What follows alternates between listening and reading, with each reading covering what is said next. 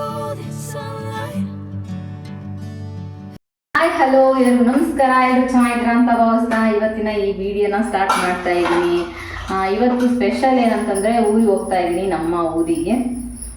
ಇವತ್ತು ನಮ್ಮ ತವ್ರ ಮನೆಗೆ ಹೋಗುವಂತಹ ಸೌಭಾಗ್ಯ ಸಿಕ್ಬಿಟ್ಟಿದೆ ನನಗೆ. ಯಾಕೆ ಇಷ್ಟು ದಿನ ಹೋಗೇ ಇಲ್ವಾ ಅಂತ ಕೇಳ್ಬೋದು ನೀವು. ಹೋಗಿದ್ದೆ, ಆದರೆ ಇವತ್ತು ಒಂದು ಕೆಲಸದಿಂದ ಹೋಗ್ತಾ ಇದ್ದೀನಿ. ಆ ನಿಟ್ಟದ ಮೇಲೆ ತವ್ರ ಮನೆಗೆ ಹೋಗ್ತಾ ಇದ್ದೀನಲ್ಲ, ಅದು ಸ್ಪೆಷಲ್. ಹಾಗಾಗಿ ಮನೆಯವರಿಗೆ ಅಡುಗೆ ಮಾಡಿ ಹೋಗ್ತಾ ಇದ್ದೀನಿ. ನಮ್ಮ ಮನೆಯವರಿಗೆ ಚಪಾತಿ ಮಾಡಿಟ್ರೆ ಬಂದು ಊಟ ಮಾಡ್ಕೊತಾರೆ ನೈಟು. ಇವತ್ತು ಹೋದರೆ ನಾಳೆ ಬರೋದು, ಹಾಗಾಗಿ ಅವರಿಗೆ ಚಪಾತಿ ಮಾಡ್ತಾ ಇದ್ದೀನಿ.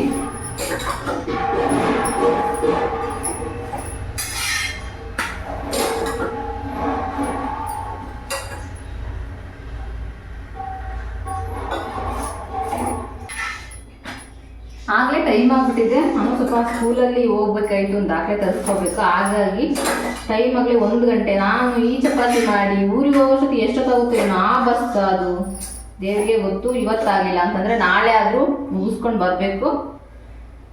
ನೋಡೋಣ ಏನಾಗುತ್ತೆ ಅಂತೇಳಿ.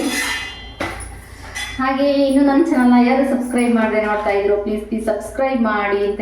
ಯಾವುದೋ ಒಂದು ನೆಪದಲ್ಲಿ ಊರಿಗೆ ಹೋಗುವಂತಹ ಅದೃಷ್ಟ ಸಿಕ್ತಲ್ವಾ, ಹಾಗಾಗಿ ಕೆಲಸ ಎಲ್ಲ ಮುಗಿಸ್ಕೊಂಡು ಮನೆಯವರಿಗೆ ಅಡುಗೆ ಮಾಡಿ ಬಂದಿದ್ದಾಯಿತು.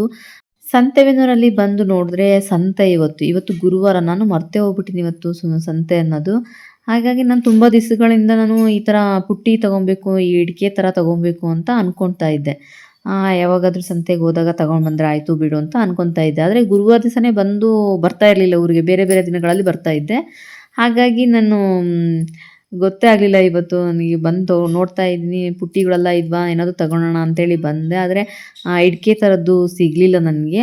ಹಾಗಾಗಿ ನೆಕ್ಸ್ಟ್ ಟೈಮ್ ನಾವು ತರ್ತೀವಿ ಅಂತ ಅಂದರು ಅವರು. ನನಗೆ ಯಾವ ಥರ ಅದು ಬೇಕಾಗಿತ್ತು ಅಂತಂದರೆ, ನಮ್ಮ ಅಮ್ಮ ಅವರು ಬಳಸ್ತಾ ಇದ್ರು. ನಾನು ಚಿಕ್ಕವಳಿದ್ದಾಗ ಒಂಥರ ಇಡಿಕೆ ಥರ ಇರ್ತಿತ್ತು, ಈರುಳ್ಳಿ ಹಾಕೋಕ್ಕೆ ಬಳಸ್ತಾಯಿದ್ರು. ನನಗೆ ಆ ಥರ ಬೇಕಾಗಿತ್ತು, ಆದರೆ ಆ ಥರ ಸಿಗಲಿಲ್ಲ ನನಗೆ. ಆ ಬೇಜಾರಕ್ಕೆ ಇಲ್ಲಿರೋ ಪುಟ್ಟಿನೂ ಸಹ ಒಂದು ಯಾವ್ದಾದ್ರು ತಗೋಣ ಅಂತ ಅಂದ್ಕೊಂಡು ಬಂದೆ, ಅದನ್ನೂ ತಗೊಳ್ಳಿಲ್ಲ, ಸಿಗಲಿಲ್ಲಲ್ಲ ಅಂತ ಅನ್ನೋ ಬೇಜಾರಕ್ಕೆ. ಬೇರೆ ಕಡೆ ಎಲ್ಲಾದರೂ ಸಿಗುತ್ತೇನೋ ನೋಡಬೇಕು. ಹಾಗೆ ಮನೆ ಬಂದಿದ್ದಾಯಿತು. ಮನೆ ಬಂದಿದ ತಕ್ಷಣ ತಮ್ಮ ಮಗಳನ್ನ ಕರ್ಕೊಂಬರೋಣ ಬಾ, ಹೋಗಿ ಸ್ಕೂಲ್ ಬಸ್ ಬರುತ್ತೆ ಅಂತ ಹೇಳ್ದೆ. ಹಾಗಾಗಿ ಹೊರಟೆ. ಅಲ್ಲಿ ಗಿಡಗಳು ತುಂಬಾ ಚೆನ್ನಾಗಿದ್ವು. ಕಾಕಡದ ಗಿಡ, ಮಲ್ಲಿಗೆ ಗಿಡ. ಹಾಗಾಗಿ ಅದನ್ನ ಕಿತ್ಕೊಂಡೆ. ಅಷ್ಟೊತ್ತಿಗೆ ಬಸ್ಸು ಬಂತು. ಮಗಳನ್ನು ಕರ್ಕೊಂಡು ಆಗಿತ್ತು ನಮ್ಮ ತಮ್ಮ. ಹಾಗಾಗಿ ಮನೆಗೆ ಬಂದ್ವಿ. ಮನೆಗೆ ಬಂದ ತಕ್ಷಣ ಪಾಪುನ ಮುದ್ದಾಡಿ ಅವಳ ಜೊತೆ ಆಟ ಆಡಿ ಎಲ್ಲ ಆಯಿತು. ಅಜ್ಜಿ ಜೊತೆ ಮಾತಾಡ್ಕೊತ, ಅಜ್ಜಿ ಸೊಪ್ಪು ಹೊಲದಿಂದ ತಂದಿದ್ರು, ಅದನ್ನ ಸೋಸ್ಕೊಂತ ಕೂತ್ಕೊಂಡಿದ್ರು. ಅಷ್ಟರಲ್ಲಿ ನಾನು ಪಾಪು ಹತ್ರ ಮಾತಾಡಿ ಆಟ ಆಡಿ ಗಿಡ ಹಚ್ಚೋದಕ್ಕೆ ಬಂದೆ. ಗಿಡ ಹಚ್ಚೋಬೇಕಾದ್ರೆ ನಮ್ಮ ಚಿಕ್ಕಮ್ಮ ಇದನ್ನ ಹಚ್ಚೋಕ್ಕೆ ಹೋಗಬೇಡ, ಹುಡುಗರೆಲ್ಲ ಕೀಳ್ತಾರೆ ಅಂತ ಅಂದರು.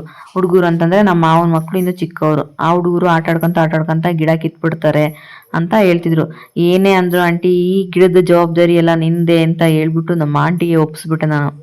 ಗಿಡ ಹಚ್ಚಿ ಈ ಜವಾಬ್ದಾರಿ ನಿಂದೆ ಅಂತ ಅಂದ್ಬಿಟ್ಟು, ಇದು ಬೆಳೆಯೋವರೆಗೂ ನಿಂದೆ ಜವಾಬ್ದಾರಿ, ಯಾರು ಕೀಳಿಲ್ದಂಗೆ ನೋಡ್ಕೊಳ್ಬೇಕು ಅಂತ ಅಂದೆ. ನನಗೆ ಮಲ್ಲಿಗೆ ಗಿಡ ಅಂದರೆ ತುಂಬ ಇಷ್ಟ ಆಗುತ್ತೆ. ಯಾಕೆ ಅಂತಂದರೆ ಮಲ್ಲಿಗೆ ಗಿಡ ಹಸಿರಾಗಿರುತ್ತೆ. ಅದು ದೊಡ್ಡದಾದಾಗ ಮಲ್ಲಿಗೆ ಬಿಡುತ್ತಲ್ವ, ಅವಾಗ ಹಸಿರು ಗಿಡದಾಗೆ ಮಲ್ಲಿಗೆ ಹೂವು ಬೆಳ್ಳಗೆ ಕಾಣ್ತಾ ಇರುತ್ತಲ್ಲ, ಅದು ತುಂಬಾ ಚೆನ್ನಾಗಿರುತ್ತೆ ನೋಡೋದಕ್ಕೆ. ಹಾಗಾಗಿ ನನಗೆ ಮಲ್ಲಿಗೆ ಗಿಡ ಅಂದರೆ ಇಷ್ಟ. ತಂದು ಹಚ್ಚಿದೆ. ಅದನ್ನ ಕಾಪಾಡೋ ಜವಾಬ್ದಾರಿ ನಮ್ಮ ಆಂಟಿಗೆ ಒಪ್ಪಿಸ್ಬಿಟ್ಟೆ ನಾನು.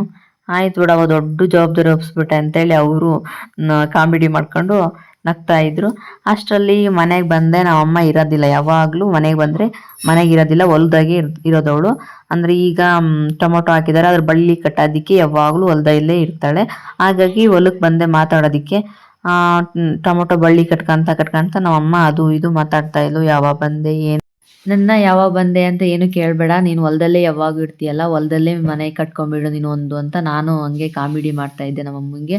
ಆಯ್ತು ಬಿಡು, ನಾವು ಹೊಲದಲ್ಲೇ ಕಟ್ಕೊತೀನಿ, ನಿಮ್ಮಪ್ಪ ಇರ್ತೀವಿ ಅಂತ ಅಂತಿದ್ರು ಕಾಮಿಡಿ ಮಾಡ್ಕೊತ. ಹಾಗೆ ತುಂಬಾ ಚೆನ್ನಾಗಿ ಟೊಮೊಟೊ ಎಲ್ಲ ಚೆನ್ನಾಗಿ ಬೆಳೆದಿದ್ವು. ಆದರೆ ಈಗ ರೇಟೇ ಇಲ್ಲ, ಬರೀ 100 ರೂಪಾಯಿ ಬಾಕ್ಸ್ ಇದೆ. ಆದ್ರೂ ಅವರು ಏನು ಅಂತಾರೆ, ಸ್ವಲ್ಪನೂ ಬೇಜಾರು ಮಾಡ್ಕೊಳ್ಳೋದೆ ಗಿಡಗಳನ್ನ ಮಕ್ಕಳ ಥರ ಸಾಕ್ತಿದ್ದಾರೆ. ನೋಡಿ ಎಂತೆಂಥ ಚೆನ್ನಾಗಿ ಟೊಮೊಟೊ ಬಿಟ್ಟಿದೆ. ಹಾಗೆ ಮನೆಗೆ ಬಂದಿದ್ದಾತು ಸಂಜೆ. ನನ್ನ ತಮ್ಮ ಶೇಂಗಾ ತಂದಿದ್ದ, ಹಸಿ ಶೇಂಗಾನ. ಇವತ್ತು ಗುರುವಾರ ಸಂತೆಯಲ್ಲಿ. ನಾನೆಲ್ಲ ಚೆನ್ನಾಗಿ ತೊಳೆದ್ಬಿಟ್ಟು ಅದನ್ನ ರುಚಿಗೆ ತಕ್ಕಷ್ಟು ಉಪ್ಪು ಹಾಕಿ ಬೇಯೋಕ್ಕಿಟ್ಟೆ ಕುಕ್ಕರಲ್ಲಿ. ಹಾಗೆ ಅಷ್ಟರಲ್ಲಿ ನಮ್ಮ ಅಜ್ಜಿನೂ ಸೊಪ್ಪೆಲ್ಲ ಸೋಸಿದ್ರು, ಹೊಲದಲ್ಲಿ ಕಿತ್ಕೊಂಬಂದಿರೋಂಥ ಸೊಪ್ಪೆಲ್ಲ ನಾನು ಚೆನ್ನಾಗಿ ತೊಳ್ಕೊಂಡ್ಬಿಟ್ಟು ಅದನ್ನ ತಾಳ್ಸ್ಕೊಳಕ್ಕೆ ಇಟ್ಟೆ. ಸಂಜೆ ಒಳ್ಳೆ ಸ್ನ್ಯಾಕ್ಸ್ ಆಯಿತು. ಬೇಯಿಸಿರೋ ಶೇಂಗಾ ಹಾಗೆ ಆ ಸೊಪ್ಪು ಒಳ್ಳೆ ಸ್ನ್ಯಾಕ್ಸ್ ಅಲ್ವಾ.